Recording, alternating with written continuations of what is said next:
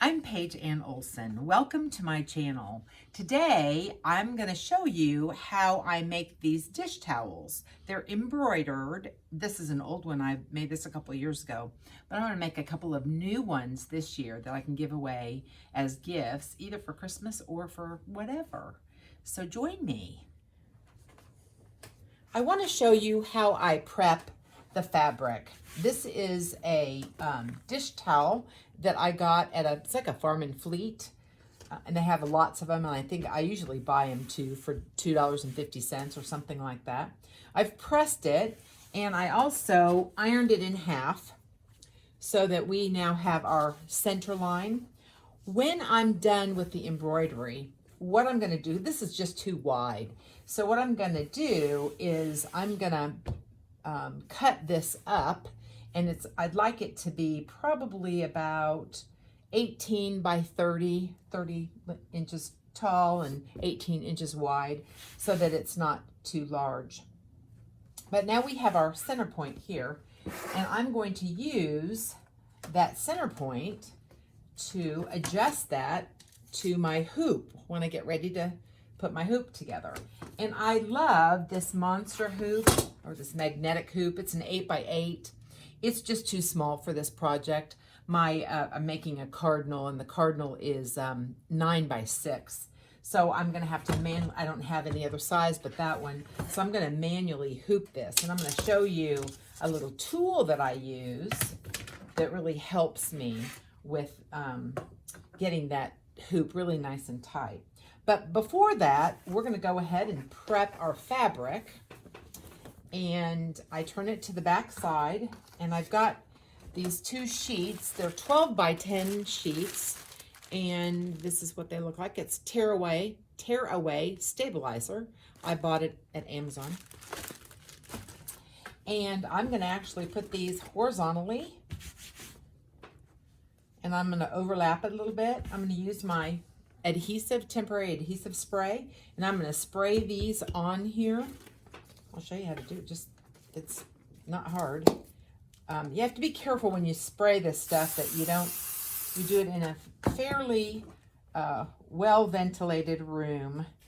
I think we've talked about that before, and this is kind of a small little project, so it's not too bad. And I try to place it kind of in the center. For a design like this, I'm going to want my design to be closer to the bottom, because when we hang it over the oven or over a rack, you want to be able to see the design in the kitchen.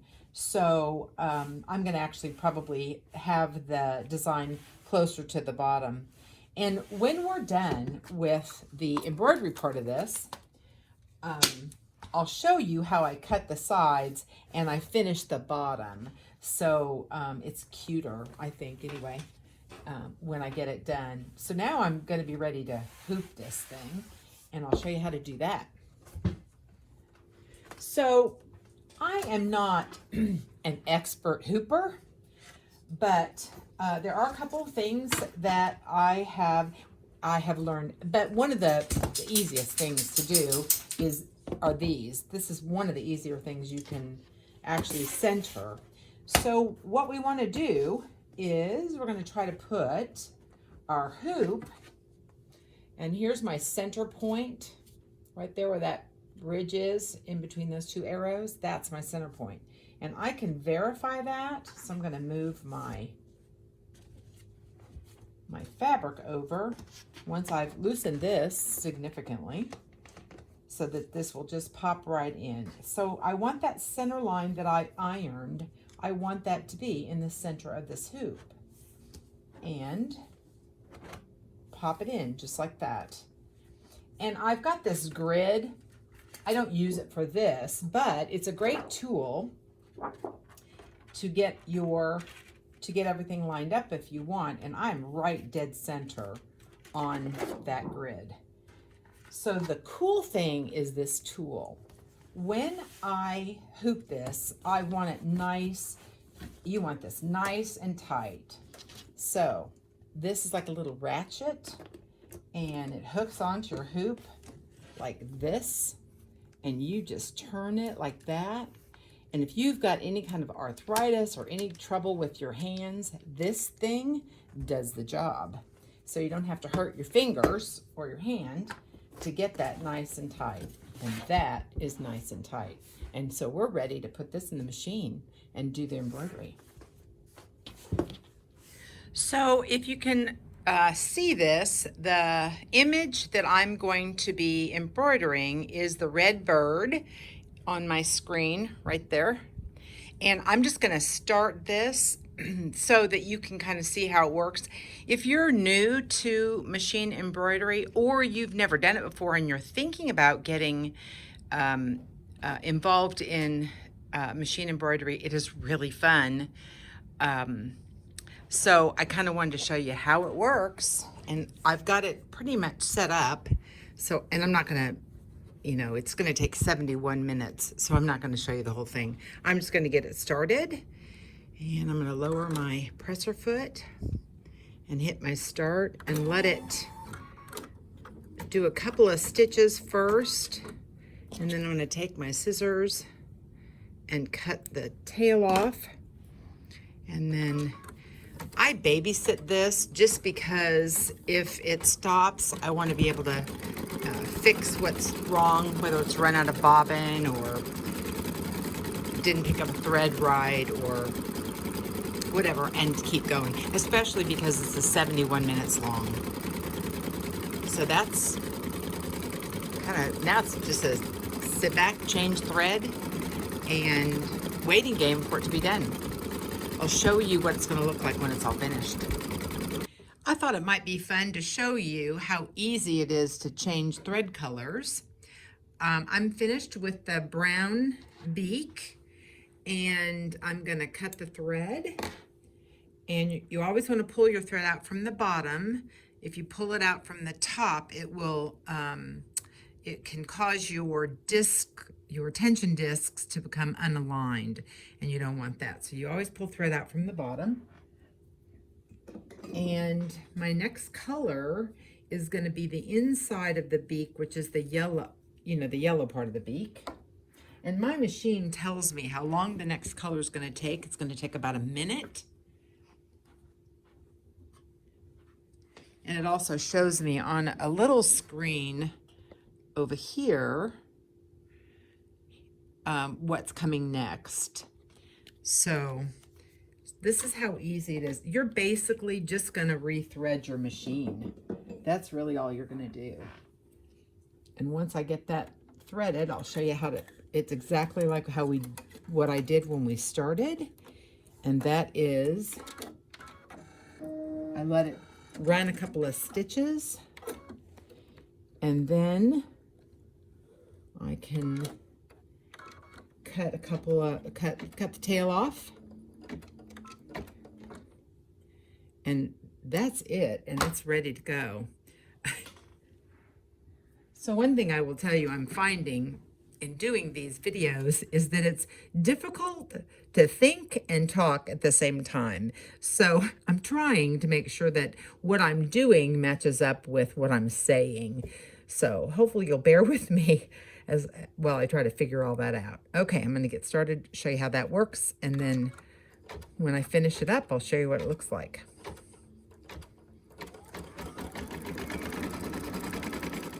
So there's a little bit of cleanup that we need to do once we take our item out of our hoop. And one of them, I have a tearaway in the back, and you need to tear that off. And it comes off, you probably should be a little bit more gentle than I'm being. I think I'll just be a little bit more gentle. The other thing that probably would work really nicely here is a wash away. That way, once it gets washed, all of the backing, the stabilizer will come right out in the wash. And I didn't have any, so I didn't use it. And I love the way that the tearaway stabilizer works. It just works so beautifully.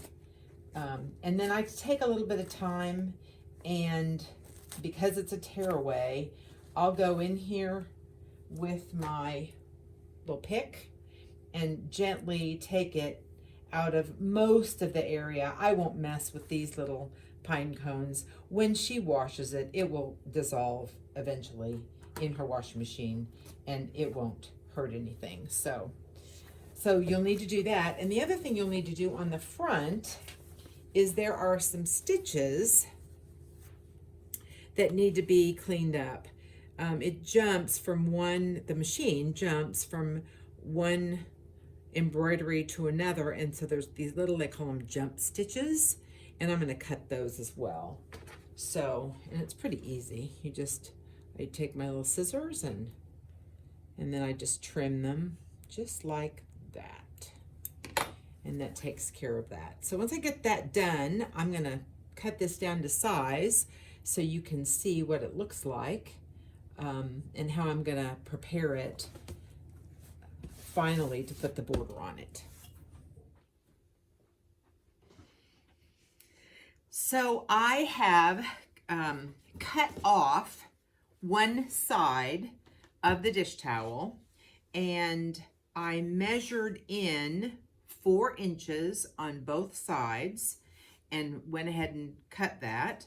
And I have this side still to do. And the way that I did that is I took my ruler and measured in 4 inches, and because I want the finished size to be 18 and a half inches. So I just calculated with a seam allowance how much I needed to cut off on both sides. What will be important though, if you have a center motif like this, is you don't want to cut 8 inches off of one side, because then it's going to be uneven. But just like think about that, because that would be a mistake I would certainly make. And then I would take my ruler and I'd make registration marks all the way down the side, so that when I get ready to cut this, it's already ready to go, and all I have to do is hit my rotary cutter and cut this side. As I got ready to cut the side of this, I went ahead and did my registration marks. You can see them here. But I noticed that I am off on this side probably almost an inch, meaning, and let me see if I can show this to you. The edge of this is on the 24, but when you go all the way up here, it ends up here at 23 inches. So I wanted to show you how you can square something up. So what I did is, on the left-hand side that I know is even, I went ahead and lined that up with the bottom. This is actually not super straight down here either, but we're going to cut that off too. Or I'm actually going to unhem it and then trim it. But I lined it up on the side right here. So I know that that side is even. So what I'm going to do is, instead of pay attention to my registration marks, which will not be accurate, I'm going to go in 4 inches here, and it's going to be on my 20-inch mark right there. And I'm going to take my ruler and line it up with my 20 inches up here,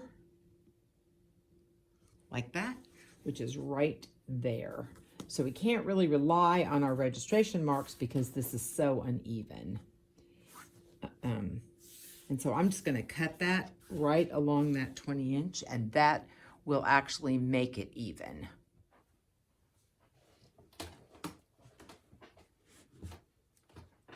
I want to show you how I organize my fabrics as I use them. When I'm done with a project, I take whatever extra fabric that there is, and I go ahead and I cut it up into, I do 5.5 inch squares, which are like charm pack size, and they're all 5.5 by 5.5, and I store them in this, it's almost full, I store them in this tote, and I have my Christmas fabrics here, and I have the 5.5 inch squares at the very bottom, but then I also have, I cut all my fabric up into 5.5 by 5.5, 4.5 by 4.5, 3.5 by 3.5, 2.5 by 2.5, and 1.5 by 1.5. I don't go smaller than 1.5 by 1.5. That's really small. So you could absolutely go smaller than this if you want to, if you like crumb piecing. But I just don't really think I want to do that. So, but I organized, here's my Christmas fabric, and I have that separate from my other everyday fabric, just because you don't use Christmas fabric all year long, usually. And I have baskets like this, and I have a basket by color. I have more 2.5-inch squares than anything, and I have those by color in separate baskets. But for this project, I went through both my Christmas and my regular 5.5-inch squares and picked out some. This is what I picked out, and I thought these were really pretty together, and I thought it pulled out the really rich red and green and the bright kind of tangerine. At least I hope it will. And I'm going to sew these together with a 1/4 inch seam allowance. So they're going to have, it's going to look like one long piece. And then I'm going to ruffle it and attach it to the bottom of this dishcloth, or dish towel, I'm sorry. So I'll show you how I do that next, but hopefully it'll look really good. I have sewn 3 of the squares together. Hopefully you can see my 1/4 inch seam right there. And I'm using a 1/4 inch foot. You can see that bar on the side. That actually, we put the fabric right up against that bar, just like that. And it does a 1/4 inch seam. I'll show you how I do that. I'm actually sewing on a Baby Lock Destiny. I'm using Glide Thread 40 weight, and I'm using the color Anchor because I didn't want to use white or black, so gray is such a great neutral, and it's kind of a dark gray to be. And I've got my stitch length at 2, and I'm going to sew my 4th charm onto my row. I put this little leader down here. I do that because it helps so that the fabric doesn't knot up on the bottom at the very beginning of a when you're starting to sew. I'm going to go ahead and reinforce both the top and the bottom of this seam. We're going to put this on a dish towel, which will, be washed probably pretty frequently. I mean, you could certainly put this out just decoratively if you wanted to, and then it wouldn't get a lot of use. But I'm going to assume my mother-in-law is going to use it a lot. And so I'm going to go ahead and reinforce that. And here is I need to cut the leader off. Just like that. And here's my seam, like that. And now I've got 4 of them together. Oh, I think they're going to be kind of cute. So I'll sew the other 2 on, and we'll see what it looks like. So now I'm going to just press each seam just to set the seam, just like that. And then I'm going to actually end up pressing these open and using my clapper. And the reason I'm going to press them open is I don't want a lot of bulk, because I'm going to use an attachment, a ruffler attachment, and I think the less bulk for the ruffles will be better. So I'm going to go ahead and just take each one of these seams and press them open, and use my clapper for each one of them. They're all pressed, ready to go. And I went ahead and took out the hem at the bottom, and I'm going to press that and even that out as well. So I'm going to press it because it won't be even either. And I'm going to use the same method of straightening it that I did before. I'm going to find the side that is straight, and against that is how I will make sure that that part's even as well. So I'll even that up. And when we get this ruffled, that will actually go on the bottom, right sides together. It's going to go like this. We'll sew it here and then flip it over like that. And then we'll do our side seams. But before we do that, I want to go ahead and straighten this. And I'm also going to take the bottom of this and turn that over 1/4 of an inch, just like that. And again, 1/4 of an inch, because I'm going to set, that's going to be our bottom seam. So we're going to sew that over twice, or iron that over twice. And then I'm going to take our thread, our sewing machine, and I'm going to just do a simple hem, straight stitch all the way across the bottom of that.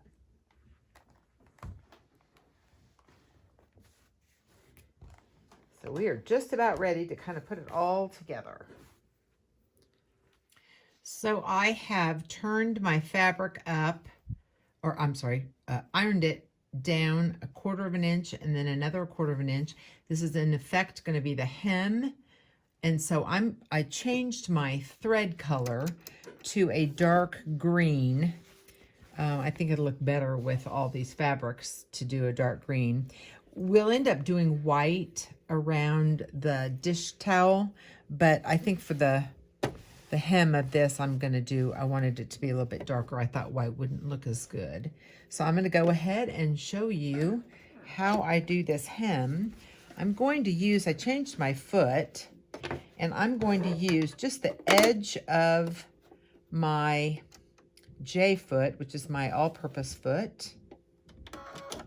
And I'll leave my length at 2. And I'm going to go ahead and use my foot, the groove right there. Actually, you know what? No, I'm not going to do that. I'm going to do something different. I have the option to move my needle over, and I'm going to do that. So I'm going to move it, left align it. That's actually even better. It'll make it a little bit easier. And then I can go ahead and just center the foot. Makes it much easier. And I'm hoping you can see this. And I'll just center, I'm going to slow this down just a bit so you can see it. Plus, using this dark green is helpful because you'll be able to see it against some of these colors.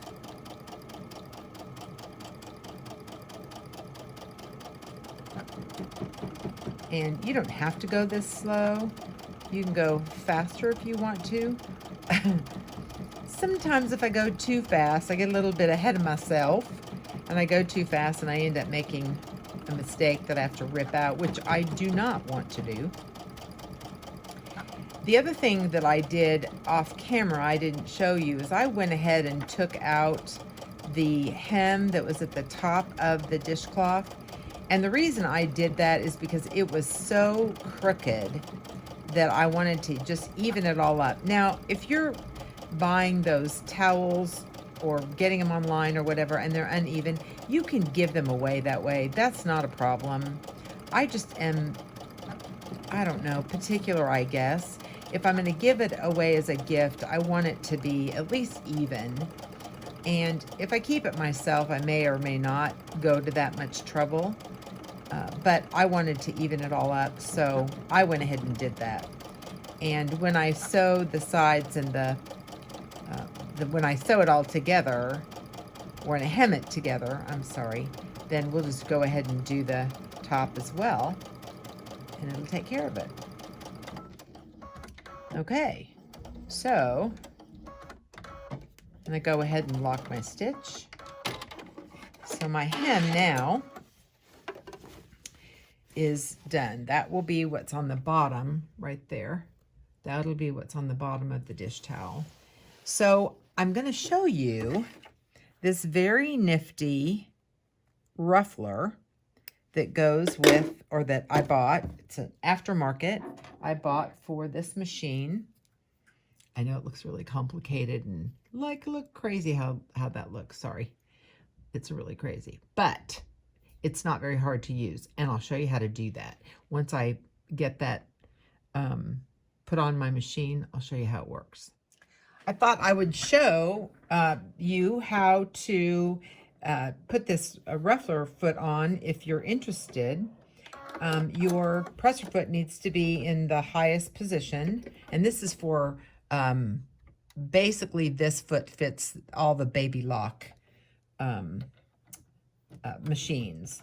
So I'm going to, this arm right here, right there, that's going to go under, or the screw where you put your needle, unscrew your needle back and forth. That's actually going to go on that arm. Whoops.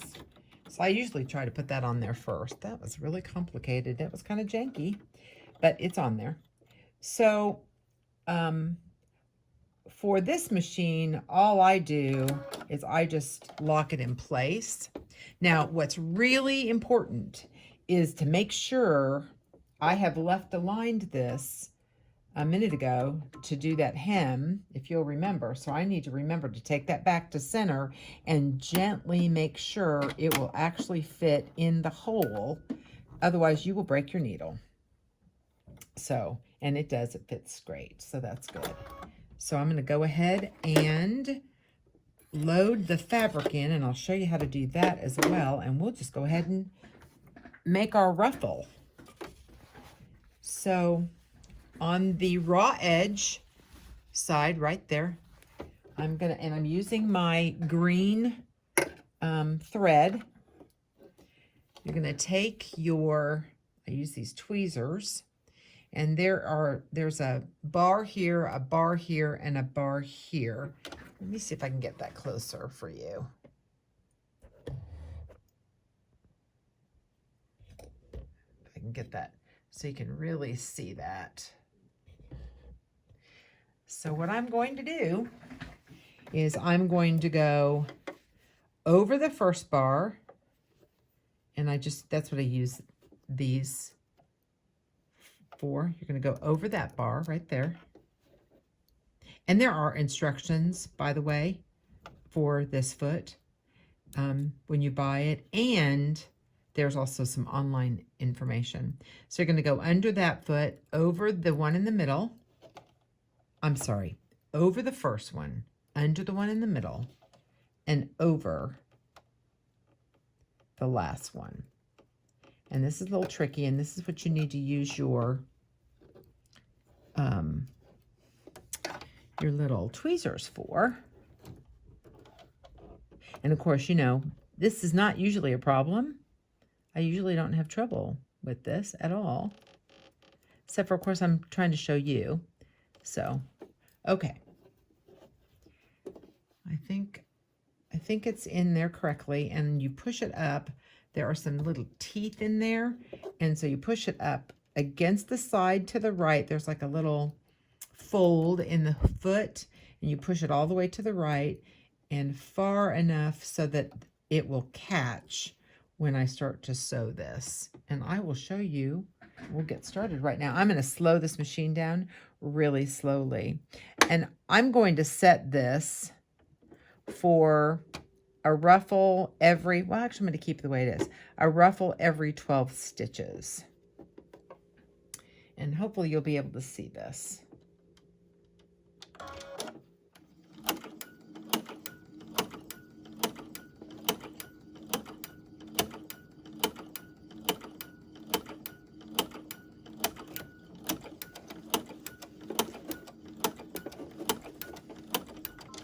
So I'm going to stop because it wasn't quite in there right. And it seems to be, I want to get it so that it really catches it. There, I think it's okay now. You see it every 12 12th stitch, it shifts. And that's what makes that pleat.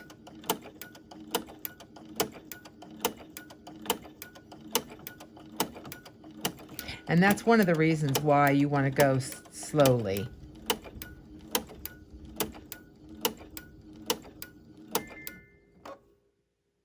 Oh, my machine doesn't like that. For some reason, it says, so we're going to cut the thread and try this again. It is not liking that at all. Oh, and look at that. A really hot mess on the back side. Yeah, we don't want that. So I'm going to rip that out and we'll try it again. So I think the problem is I didn't have the fabric pulled up far enough and it unthreaded the machine. So I think I have it now. So let's just try and we'll see.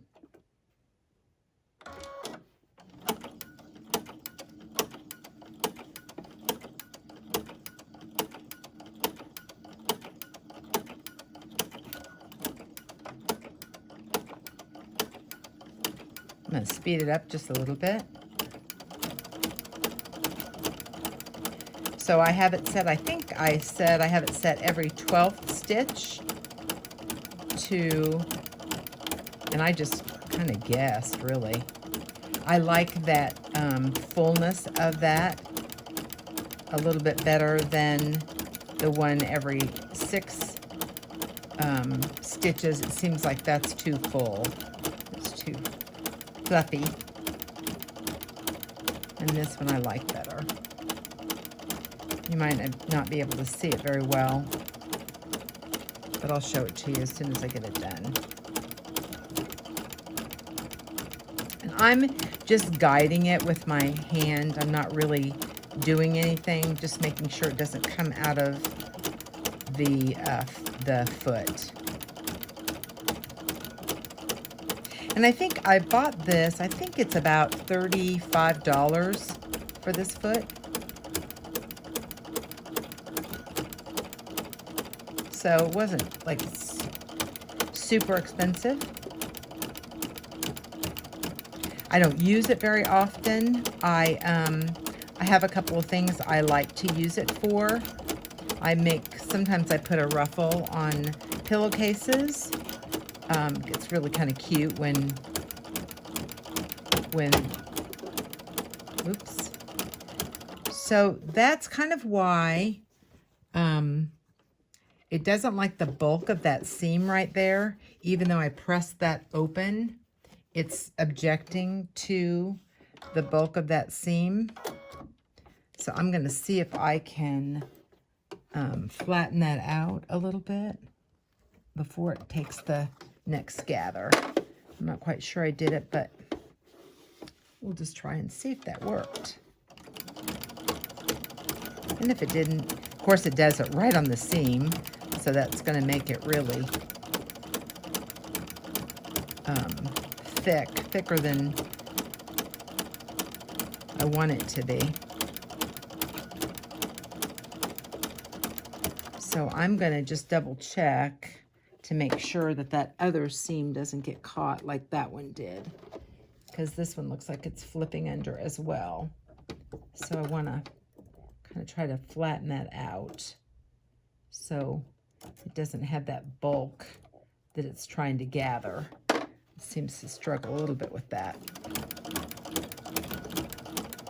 And, you know, this is about the probably the 6th time I've ever even used this foot, so I'm certainly not an expert at the ruffle foot.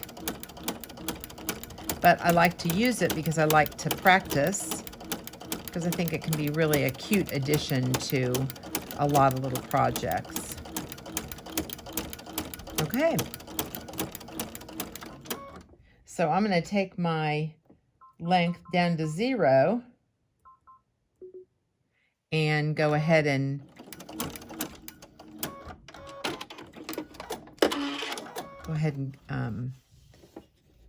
reinforce that end right there. So this is what our, let's see, let me move this back so you can see a little bit better.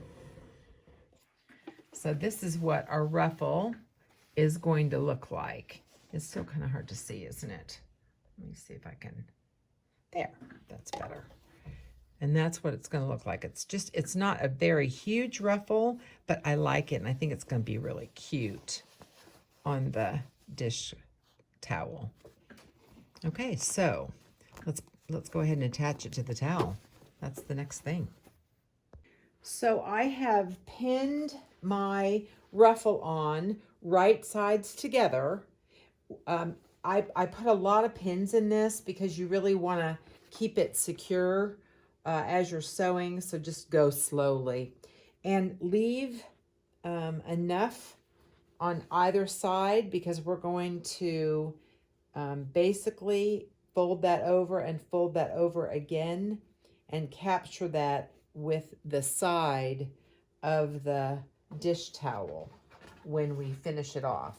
So I'm going to take this to the machine next, and I'm just going to do a stitch, a straight stitch right, probably a 1/4 of an inch next to the ruffle stitch that I made so that it won't show on the other side. So look how cute that's turning out. That's going to be really cute. What we'll do next is we want to press that seam up, because what we're going to do is I'm going to press it like that, and then I'm going to top stitch. So you want to press it up like that, and I'm going to top stitch so I can catch that seam. And I might even do 2 top stitches, one there and one there, because it's pretty wide, and do 2 top stitches. And then what's left is to just hem the sides and the top, and we'll capture our little border when we do the sides. Now, if you don't want to mess with a ruffled dishcloth, you can just put a band, just take one piece of fabric and just place a band over the bottom instead of messing with the ruffle. And the band is a little bit easier because you don't have all the ruffly, but you're going to basically put it on exactly the same way that you're going to do the ruffle. So no fear, you don't have to worry about that. If you don't want to hassle with the ruffle, or it's too girly, or you want to give it to a guy, then you can certainly put just a plain band across the bottom, and that looks really cute too. And I have an example of one I'll show you at the very end of a band that I did. Okay, so I'm going to finish ironing this, and we'll be ready to go to our next step. So I have top stitched the border on. I'm going to bring this close so you can see it, and hopefully I can point it out to you. There is my top stitch, there and there. I did 2 of them, and I set my stitch length to 3 for that top stitch because I thought it looked a little bit more professional. The next thing, and the last final thing that we need to do, is we're going to finish the hemming on all 3 sides. So to do that, you are going to press about a 1/4 of an inch. I eyeball this. You may want to measure, certainly. And then I just press this down about a 1/4 of an inch. And I'm going to do that on all 3 sides. And then when we're done with that, we're going to press it over one more time. And I'll do a mitered stitch on the corners, and I'll show you how to do that again, just because it looks so much more professional. So once we're done with that, and I show you the mitered edge, we're going to sew it, and our dish towel will be complete. So I have pressed this over and clipped it, and I want to show you how to do this mitered edge. So using the folds that we have already made, I'm going to open it up just like this. And I typically start on the right-hand side, and I go ahead and fold over the right-hand side, both of the hems, and then I take this corner, leaving the raw edge flat out like that, and I take this corner and I flip it over like that. That's what it should look like. And then using the lines that you've already, or the fold lines that you have already put in to the item, you fold it once and then twice. And there is your mitered corner. And hopefully you can see that. And then I press it. Just get a nice little press.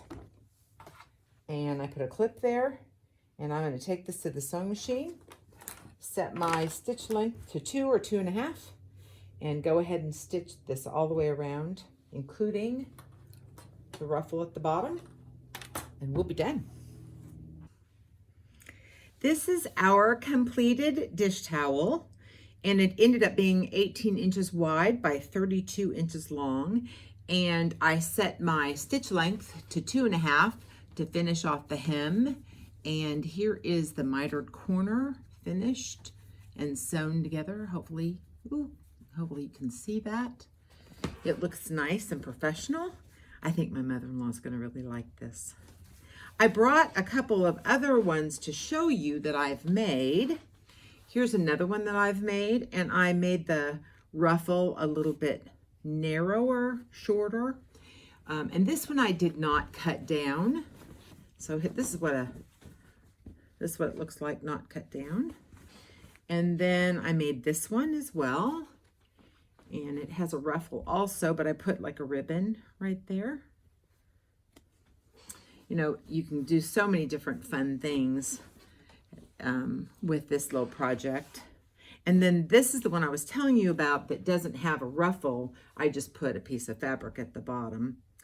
If you have people or you who don't want to have a ruffle, and you know, obviously you don't have to put a ruffle or a band of fabric at the bottom. You can just do the embroidered dish towels, whatever you want to do. You're just you're only limited by time, money, and imagination. So I hope you have enjoyed this video today. If so, please give me a thumbs up, subscribe to my channel, and leave me comments. I've loved reading your comments. So what's under your needle today?